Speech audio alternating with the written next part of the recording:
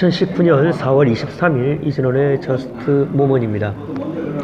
최근 바른미래당의 내용이 심상치가 않습니다.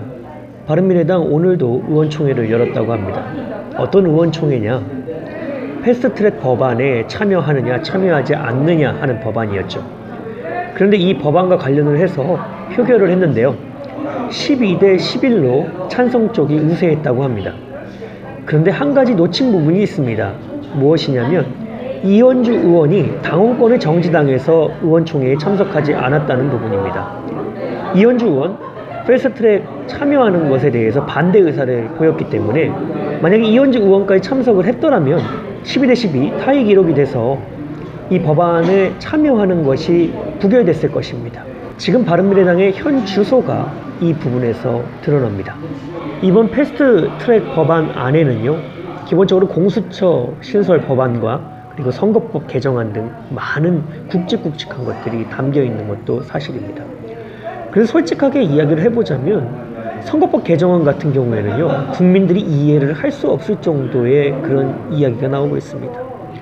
얼마 전에 심상정 의원이 비판을 받았었죠. 여러분들 잘 알고 계시듯이 국민은 이해할 필요가 없다고 이야기를 했기 때문입니다.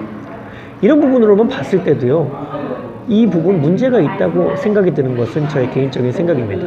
그런데 이 바른미래당 안에서 패스트트랙에 참여하는 것이 반반 양립하고 있다는 부분입니다. 이런 상황 속에서 패스트트랙에 참여하게 된 것에 대해 찬성을 보내는 것이 마땅한 것인지 생각을 안 해볼 수는 없는 것이거든요. 바른미래당 지금 생각을 해보자면요, 중도라고 이야기는 하지만 중도라기보다는 양극단으로 나눠져 있다고 생각이 듭니다. 왜 그러냐면 출발부터 문제가 있었기 때문입니다. 국민의당 출신들은 민주당에서 나온 의원들입니다.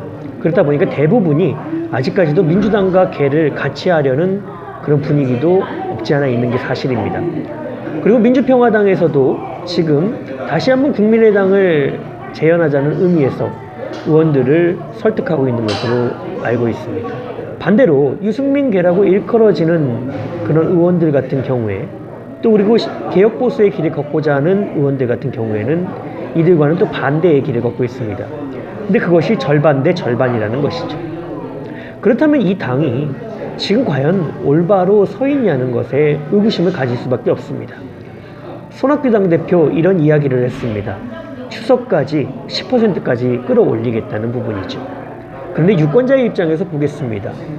명확한 방향성이 없이 서로 절반 나눠서 싸우고 있는 상태에서 지지를 보낼 수 있겠습니까?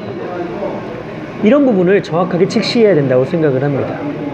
그래서 저는 이 바른미래당의 정리가 필요하다고 생각을 하고 있습니다. 한국당으로 가라, 민주당으로 가라 이야기하는 것이 아닙니다. 절반 대 절반의 반반의 대치구도로 서 있는 이 정당에서 원내 교섭단체라는 지위를 가지고 있기 때문에 한 표 차이에도 모두의 의견이 몰수당하는 그런 상황이 발생한 것 아니겠습니까? 이런 것이 진정성 있는 정당의 방향은 아니라고 생각을 하고 있습니다. 그렇기 때문에 각자가 바라는 곳으로 가서 그 의견을 내는 데에 있어서 힘을 합치든 독자적으로 생존을 하든 해야 된다고 생각을 하고 있습니다. 지금 이 상황에서 원내 교섭단체의 지위만 갖고 있으면 무엇을 할까요? 아무런 의미가 없다고 생각을 합니다. 정말 진정으로 바른미래당에 있는 당원들이, 또 그리고 국회의원들이 이 대한민국이 발전하기 위한 방향을 갈구하고 갈망하고 있다면 지금이라도 이 당을 해체하는 데 같이 힘을 합치고 각자의 길로 가서 제대로 된 정치색을 펼쳐야 된다고 생각하는 것이 저의 생각입니다. 그래서 오늘 이진원의 저스트 모먼 주제는 각자의 갈 길로 가야 할 바른미래당의 운명으로 잡아봤습니다. 시청해주셔서 감사합니다.